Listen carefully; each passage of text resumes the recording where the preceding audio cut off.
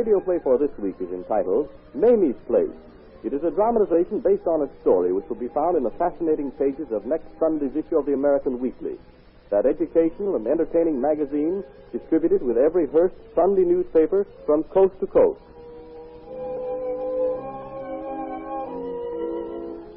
It's the year 1929.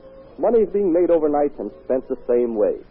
One of the places being flooded with this easy cash is a smart speakeasy known as Mamies' Place. Let's drop into the dressing room of the proprietor. Here she is, Mamie White.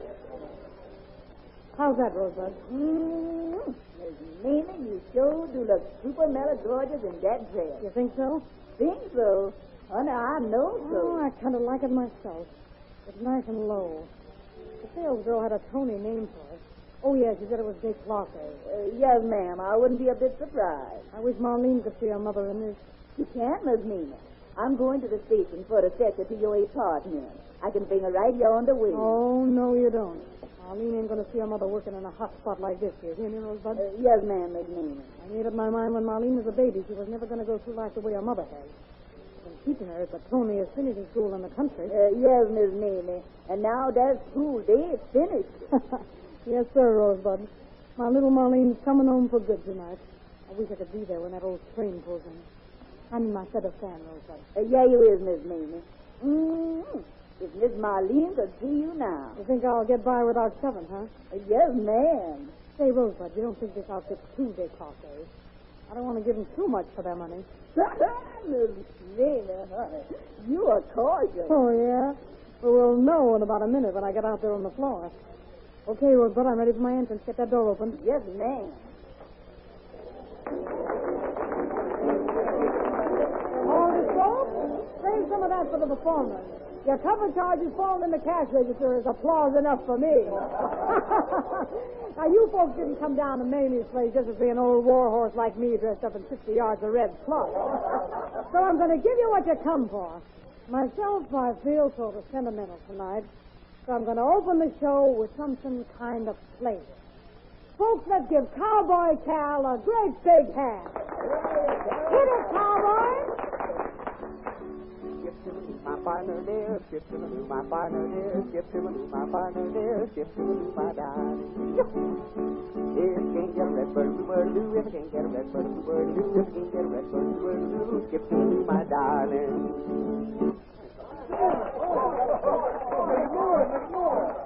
Down on the land, levee so low.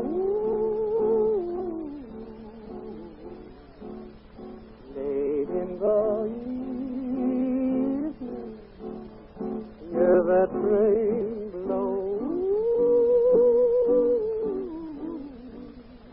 write me a letter, send it by mail,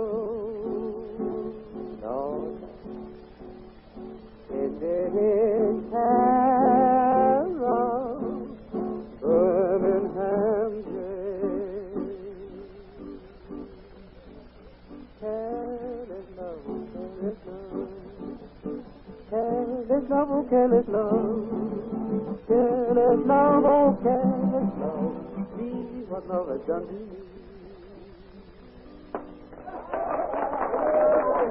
I thought you'd go for that, and I think you're going to go for the next number. Tony Mazzieri and his accordion. Hit it, Tony.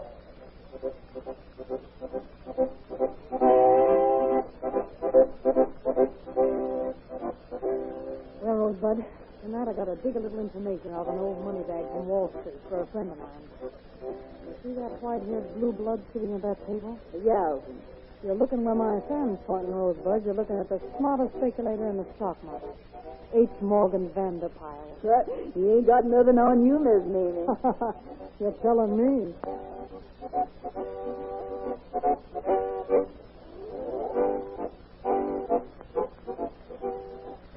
Good evening, Mr. Vanderpyle. Why, good evening. And this is Mrs. V, I hope. Oh, yes, this is Vanderpyle. Well, I just didn't want to put my foot in it, if you know what I mean. Well, I think we know what you mean. Oh, perfectly. Do you mind if I sit down with you? Oh, not at all. Please, this chair. Thanks. Charlie, fill them up all around. Nothing but me, thank you. Don't worry, this is on the house. You're doing a capacity business here, Miss White. Yeah, I'm doing all right. How's your racket, Jesse? Sure, everybody's in one kind of racket or another, Mrs. B. Now, you're in the society racket. Me, I'm in this one. And your Lord Master here is in the stock racket. You know, Van, your racket's too mental for me. Really? Well, it is rather complicated, Miss White. I take a whirl at it now and then, but I get all horsed up. I never know whether I should buy when the market's falling or rising. If I should buy steel, railroads, or food. Well, if I were in your position, Miss White, I should stick to railroads and buy when the market is slowing. Oh, you mean that's what you do? Perhaps. I wish I knew the ropes like you, Van. I'm such an empty head. I bet the next time I'll hitch onto something with a fancy name that's going up like a balloon. Well, I'm sure you're doing well enough right here. Oh, I can't kick. I gotta get back to my work. Come down and see us again sometime, folks. Ta-ta!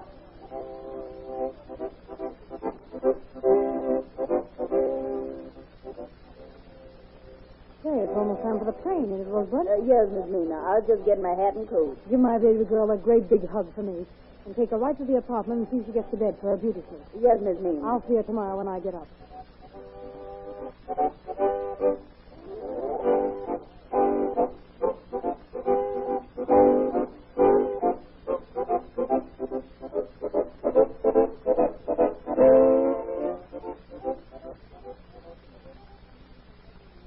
Mother, darling. Marlene, baby. Oh, I'm so glad to see you, Mother. I thought you'd never wake up.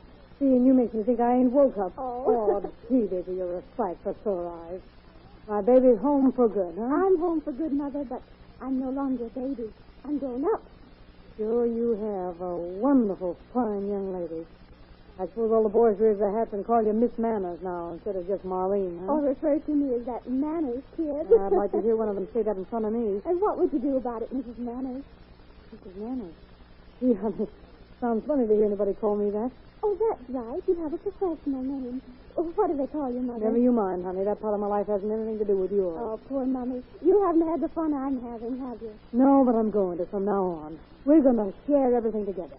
What should we do tonight until I have to go to work, Dave? You take in a movie? Well, you see, while you were still asleep, Henry called up and asked me to go out with him. I didn't think he'd mind. Oh, I was thinking we were... Why, sure, I don't mind, Davy. You run along and have a good time. I was forgetting this is a permanent vacation. Say, who is this Kenley? Your best beau? Yeah, I like him better than anyone else, Mother. You see, his school is just across the river from ours. Yeah, well, that's fine. Where is he taking you tonight, honey? Oh, he says he's just learned about the hottest spot in town, and he simply must go there. It's called Mamies' Place. No, not Mamies' Place. Yes, that's the name of it, Mother. Doesn't it sound just too risky? Yeah, I guess so. No matter what it sounds like, you mustn't let your boyfriend take you there. Well, why not? Oh, it's quite all right. Why, even Kenley's father and mother do know. That don't make no difference, Marlene. He ain't going to take you there. Do you understand? Oh, all right, Mother, if you insist. I suppose we'll have to go to a supper room in one of the hotels like we've always done.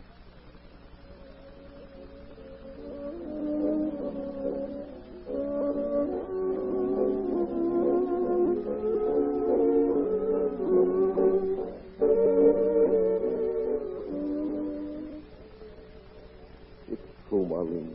I love you. Oh, Kenley, it doesn't seem possible. Kenley Vanderpyle loves Marlene Manor. Well, why not? As Shakespeare or somebody said, what's in a name? But that's not the point. The point is you love me. Oh, yes, I do. Oh, you darling. If we weren't sitting here at this table in the supper room of the Mayfair, I'd kiss you. Hanged if I won't anyway. There. And I should say you might consider yourself kissed. Well, if I weren't sure, there are plenty of people around who could tell me. All right, come on out on the floor. All right. Any embracing there will only look like a new dance step.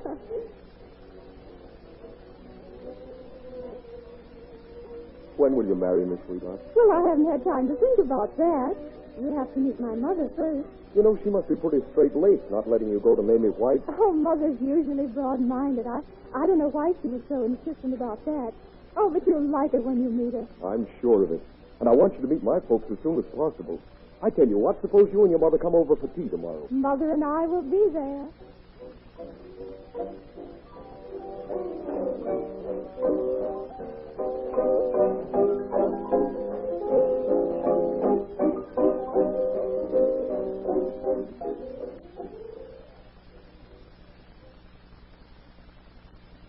I ain't never been to a tea party in classy East River apartments, Marlene. These real bluebirds get me sort of jittery. Oh, don't think about it, Mother. They're human beings just like we are. Yeah, only they're the real McCoys. Well, here we are. Apartment J. Oh, that's Kenley. Come right in. Oh, Mother, this is Kenley. How do you do, Mrs. Manners? I've been hearing a lot about you, Kenley, and from what Marlene says, you're Class A. Oh, Thanks. Mother. Oh, my mother and father, Mrs. Manners. Mrs. Who? What's this? The Vanderpine. Why, of course, Mother. I say, what's all this about? I'll tell you, son. This woman turned some stock market information that I happened to give her over to a competitor. She ruined my chances of cornering the market. Now, listen, Van. I mean, Mr. Vanderpine. You got me all wrong. That's what I was put up to do, but I didn't do it. I ain't turned the stock over to the guy yet, and I ain't going to. Is that so? Henry, it's most unfortunate you didn't tell us who the mother of Miss Manners was. But I did tell you, Mrs. Manners, of course. I still don't get this frosty meeting. Perhaps you'll understand when I tell you that Mrs. Manners is... No, please. I'll go. You got me licked, but don't say anything more. Mother, you going to let them insult us like this? Insult me? Why, my dear young lady, to bring this woman into our home is an insult to us. Mother, what are you saying? Henley, this woman is the notorious Mamie White. Oh, baby. Wait. Let me explain.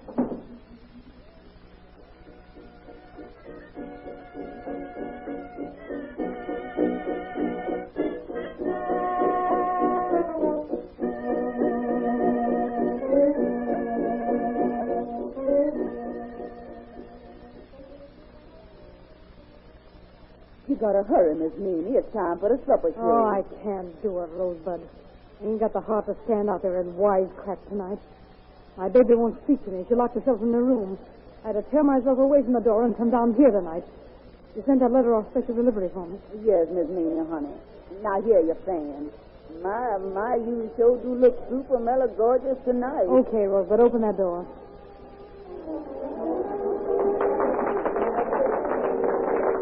Hold it, folks. Save some of that for the performance. His mother here, Rosebud. She'll be back in just a minute, honey, child. Come in here and sit down. Well, I want to tell her something. Here, Tony.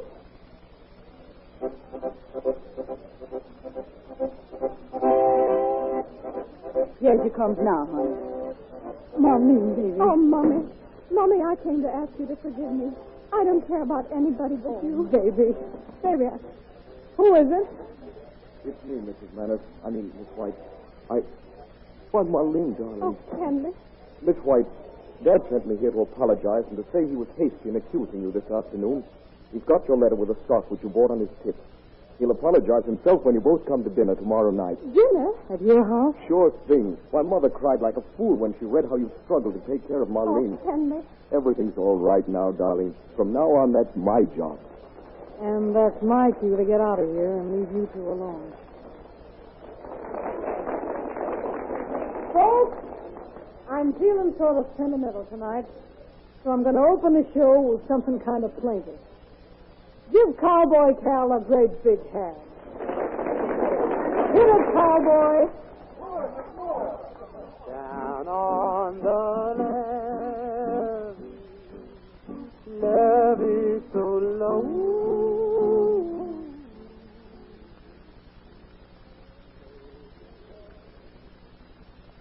The story which suggested this radio drama will be found in next Sunday's issue of the American Weekly. It is typical of the many fascinating stories and articles appearing in this magazine, which is distributed with all Hearst Sunday newspapers from coast to coast.